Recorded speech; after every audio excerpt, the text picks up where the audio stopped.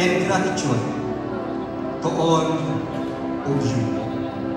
Sa mga kapwa ko mga leaders at empleyado niyan sa munisipyo, salamat sa tunay na nagtuturuangan kita sa paglatag ng mga konkretong programa as in aktibidades para mas lalo pang mapagayon ang sa itong fiesta ngunyan na taon.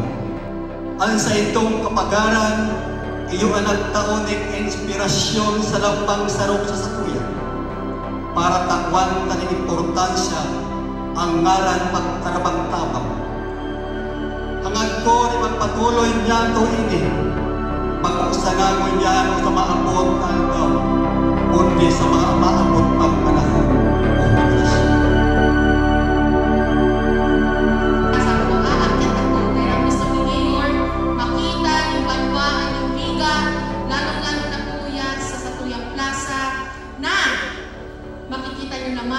Ang suporta na biyataon ng mga lideres ng iba't ibang banwa, lideres ng satuyang probinsya, uya sa banwa Aninghiga, pinakita sa ato titulado na po ng probinsya na ang Viga ang rice granary capital of Catanduanes.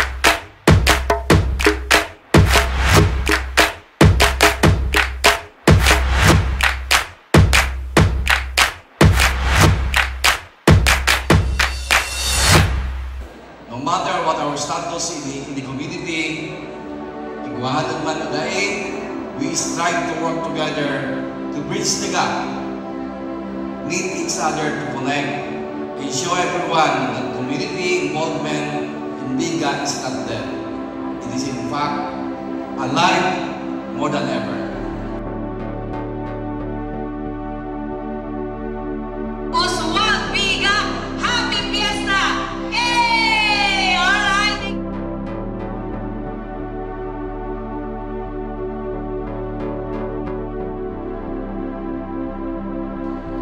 Mga tugan, ipapaabot ko po sa inyo ang sakuyang lubos na papasalamat po sa inyong suporta sa sakuya.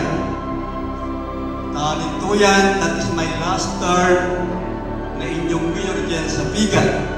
Ito ang last ko na mapapiesta po sa inyo.